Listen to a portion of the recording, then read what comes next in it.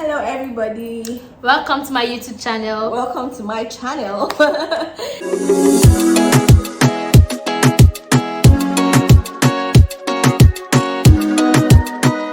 My name is Olamide, and if you're seeing me for the very first time, welcome. This is me and this is DMJ. You saw her in the last video.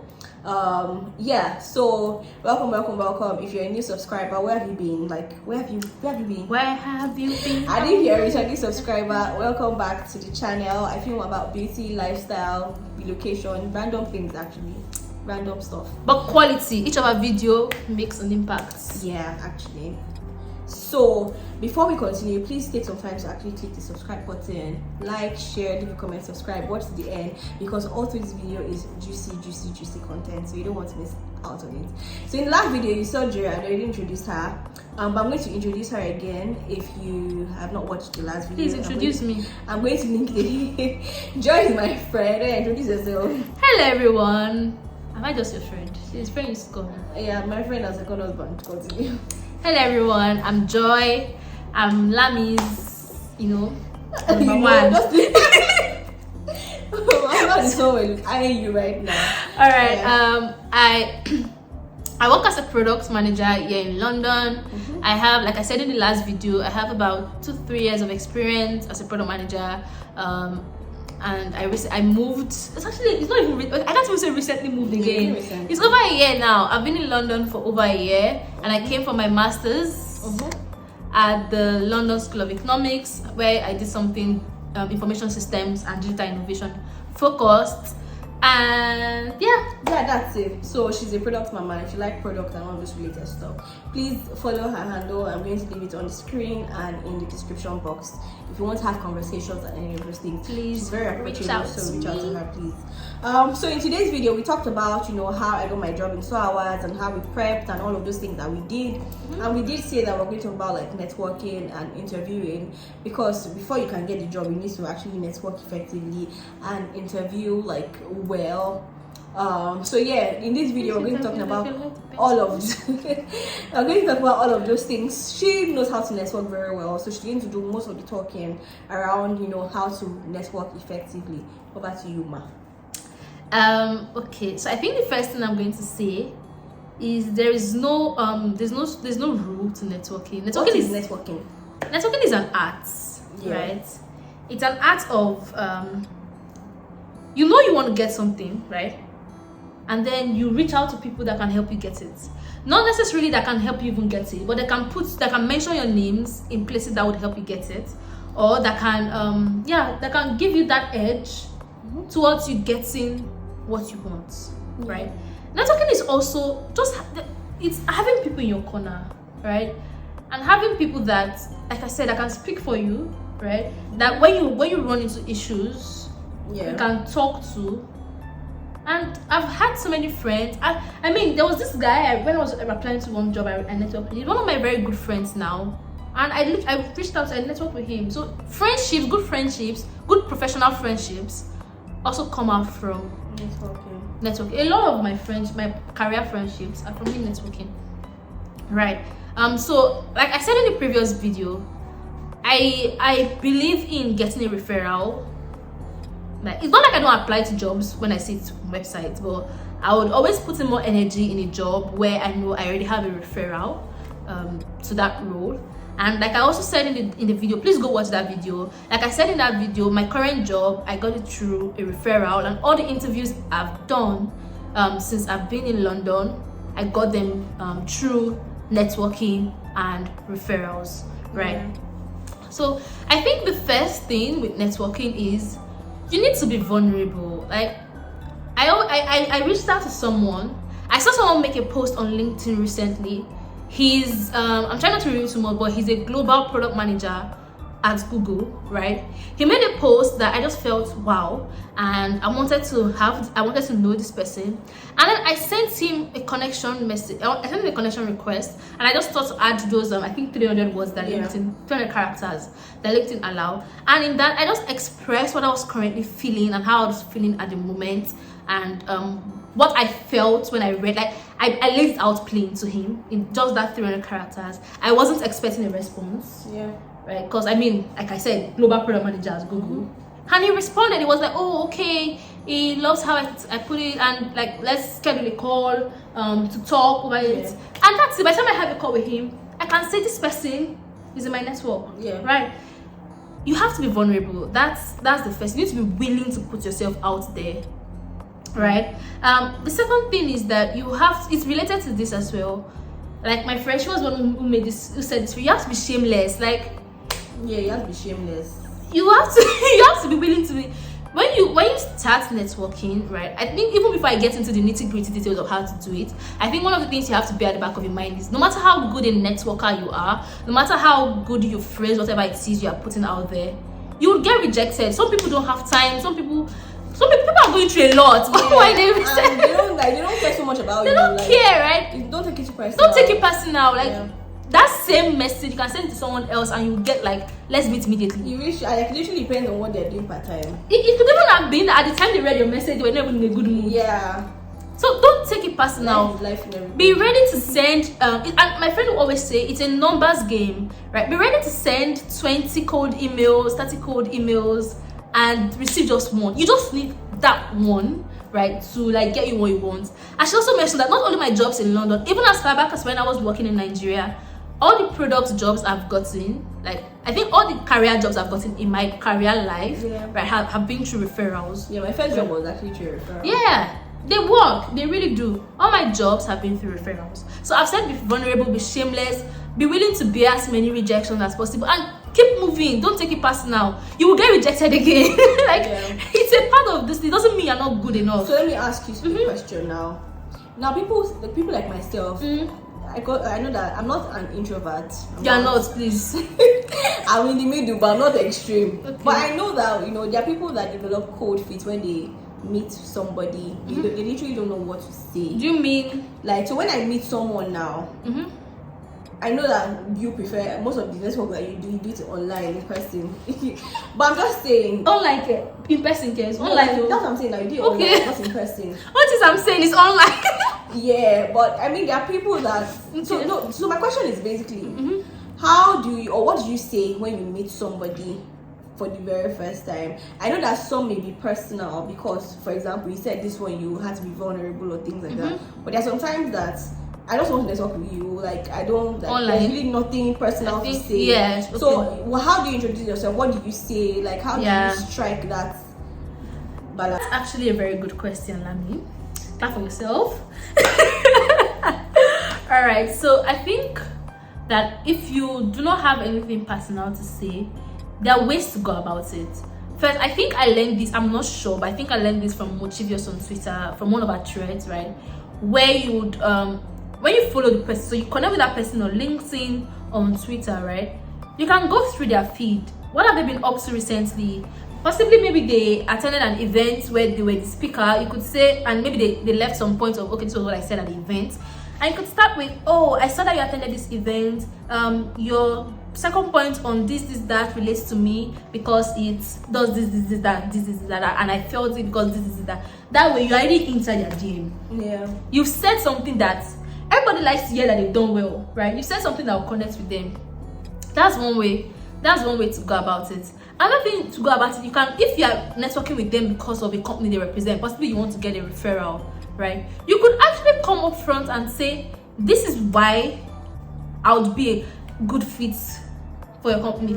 I should mention, guys, I hope you know that when in most companies, when you are referred, the person who refers you gets a bonus, right?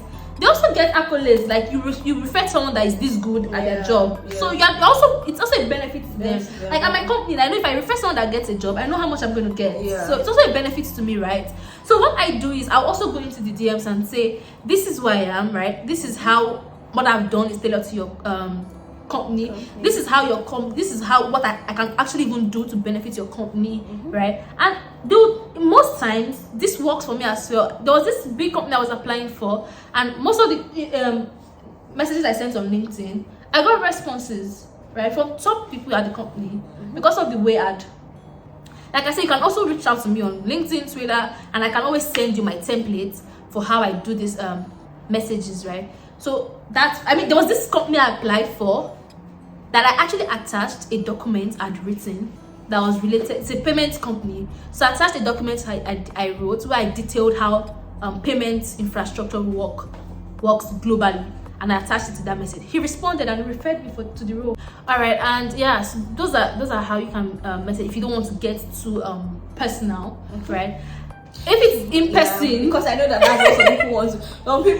People like us now that want to see people, like once you're in a crowd, most times once you go to that kind of event alone, you're kind of unsure about how to make like the first approach or things like that. Ladies and gentlemen, let your outfits, let it be confident. See, this is a reference from my good friend Pele, right? On Instagram. She calls herself the Yawns of Tech Policy. She's good, right? One of the things I learned from her, and this is another good thing about networking, because I get to meet so many people and I get to learn so much. I get to gain nuggets from each of the people. Is it each of the people, each of the persons I meet? Persons I meet. Right? So one of the things I learned from Pele is to wear loud outfits. So Pele said that, I think there was even an example she gave where she was in the elevator with someone at Microsoft. Maybe this co-founder. I'm sure I don't think she knew at the point. And she didn't even know, right? So she wears loud outfits to this in-person events, like outfits that would draw attention to you. So she could wear, like, I know she likes pink, so maybe she wears like a large pink fur coat, Pele's fur coats make a statement, right? So make a statement with your outfit. Get people to notice you. Yeah, get people to notice you first. Because this thing that she just said works for me. So when I resumed my company, I went to the office that day. I wore a very loud, like, multicolored jacket, and I didn't even talk to everybody. They're like, oh, I like your jacket, things like that. And then subsequently, when I met some probably ladies in the toilet, they were like, oh, I remember you. You're the one that wore that jacket that day. I'm like, oh, you remember? It's like, oh, yes, I remember. It was really nice. And from there, like, oh, how are you? Things like that. How was work today? And from there, you start to build up conversations. And that's just how it is. Really. That's how it is. Like, you might literally have nothing in common, but at least striking that. And the reverse also works, right? So you could also walk up to someone and tell them you like their outfit. So you could walk up to them. Look for this. I like your earrings. Like your earrings are gorgeous. Yeah. You like my necklace. You like this. That also works. Like if you don't know what to say to someone, walk up to them. Everyone likes to be complimented. Everyone. Yeah. So that can help you strike a conversation. Yeah. So that's networking. We're just going to breeze through. So now you've done networking. You have the connect. How do you prep for interviews? How did I prep for my own interview? I'm going to start basically like research. You can't emphasize that enough. Their vision, their goals, their mission, their passion, their statement. When they raise money, like all of these things, you need to know the CEO. Like when they start.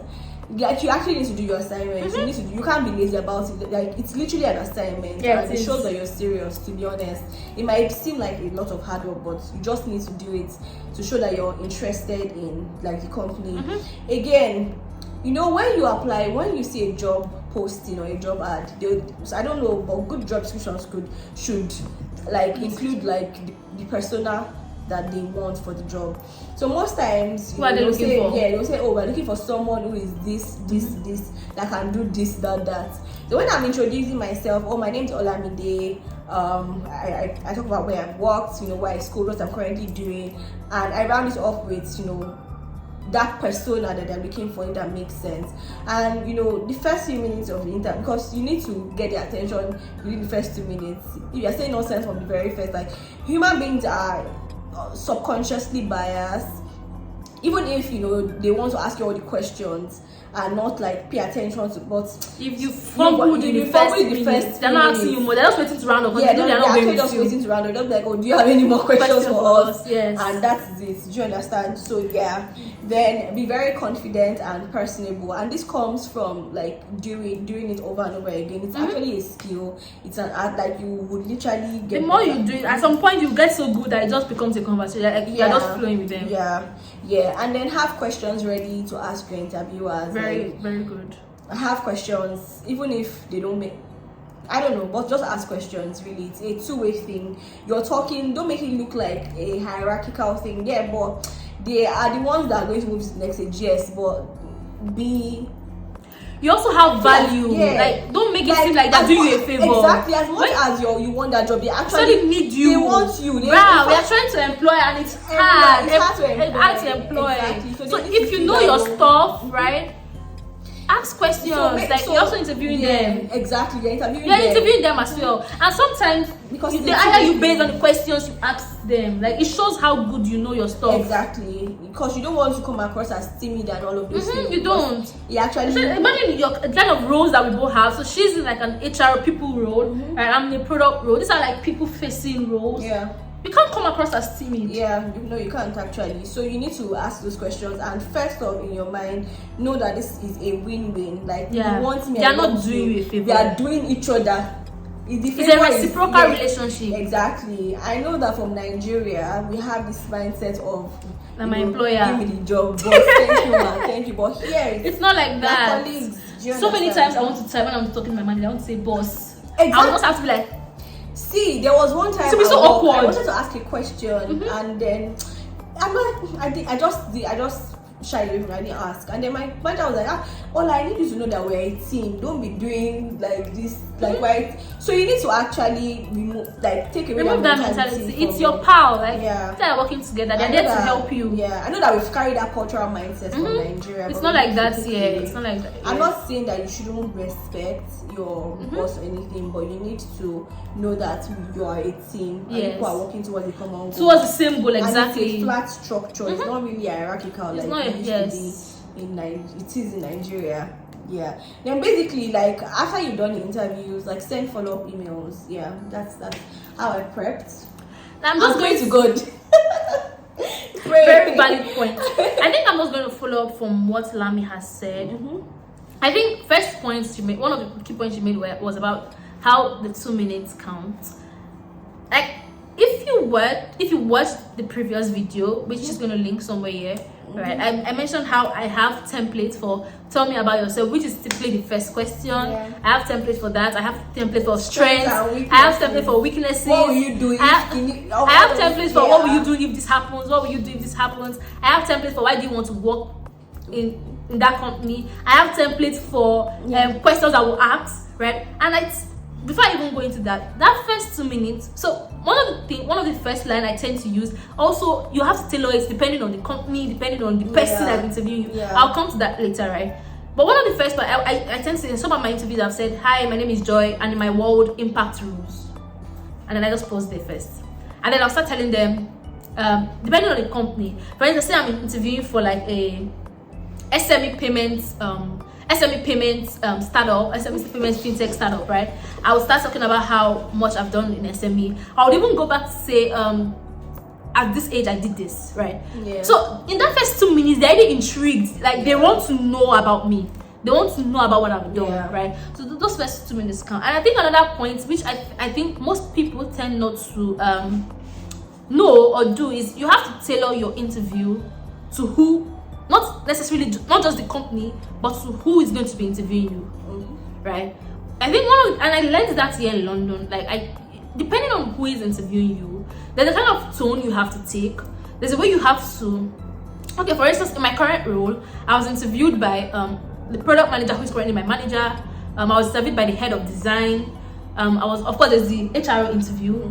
Which is also valid. There's a way you have to prep for that as well. Cultural fit. There's cultural fit. There's even the first interview that you do with the recruiter that will determine if you pass that stage, right? I also had like an interview with the chief product officer. In the first stage, like disclaimer, this is my experience. I'm not saying this is how you have to do it. In the first stage with the recruiter, right? The recruiter sometimes doesn't even know the details of the role that you are being employed for. And that's because they are interviewing so many. Like these people are giving SLAs or we need to fill this role. They don't know the details. Fast. So don't bore them. At that point, you don't need to start going into this is the framework I use for this. No. At that point, you are trying to catch the attention of that recruiter. You're trying to make them see that you're a cultural fit. You're trying to impress them. So at that time, be throwing up numbers. You worked at this place and you moved this company from this. Focus on your impact. Yeah, okay, I'm still going to talk about all of this because those things have to be in your CV. Right. As when you're drafting your CV, the kind of words what you use. But that will be in another video. So yeah. She has a lot of content coming for you guys. But exactly, by the time you're talking to your HR, the recruiter, there's a way you have to talk to that person that you are just impressing them. They want to get a general sense of who you are, your fit for the. They have some keywords as well that they're looking for. For instance, the team to ask, oh, have you worked with engineers before? You're like, yes, I worked with this number of engineers and this number of designers.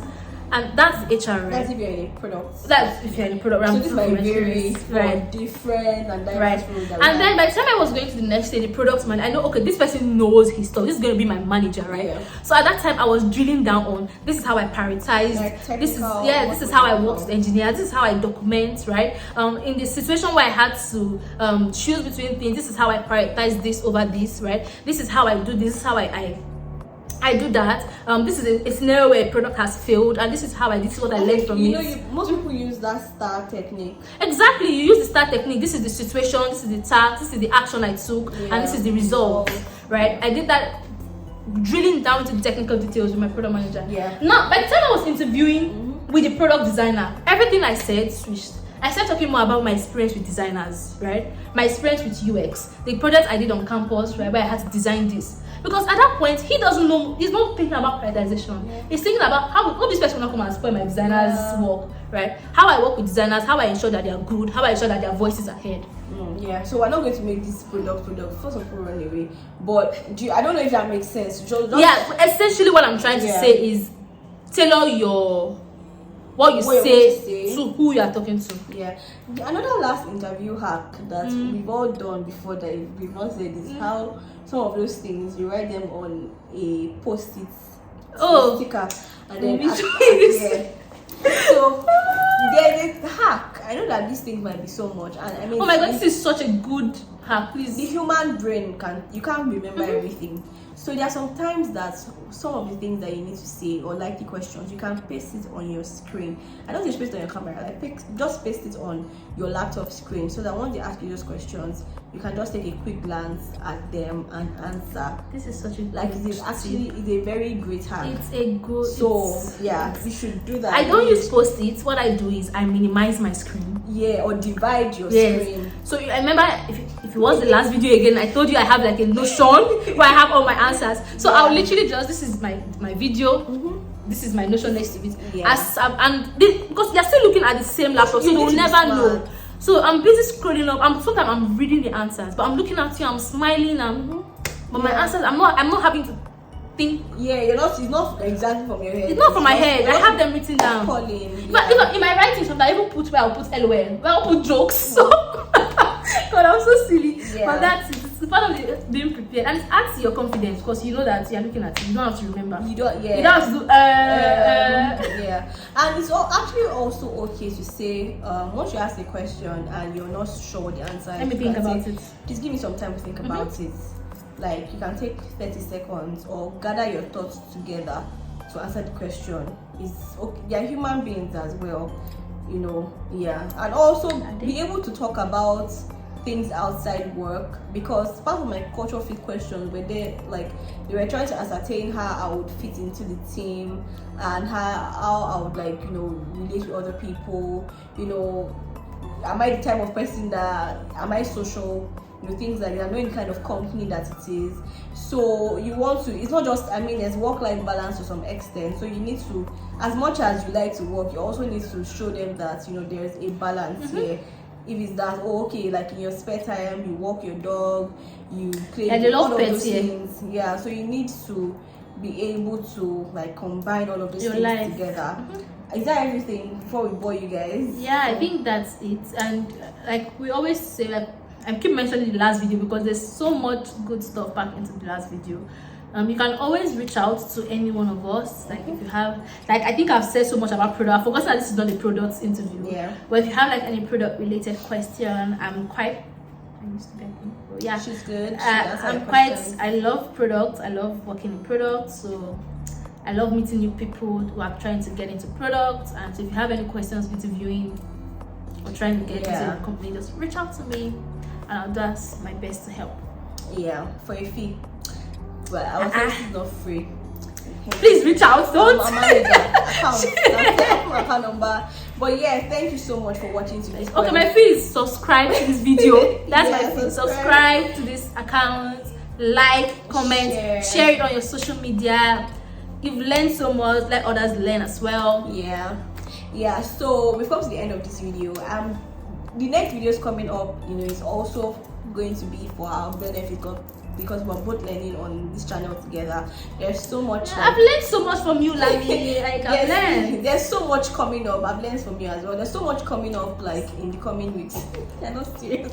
In the coming weeks, and you don't want to miss it. You don't stay glued to this channel. Turn on your post notifications, and also let me know the kind of videos you want to. I will send you away. Let me know the kind of videos you also want to see on this channel. Alright, this is the last time, not the last time, but I mean, we're done with this series. I will continue it over here. If you missed my face, come and look for me on Instagram. Alright, I'll see you guys in my next video. Thank you for watching. Bye.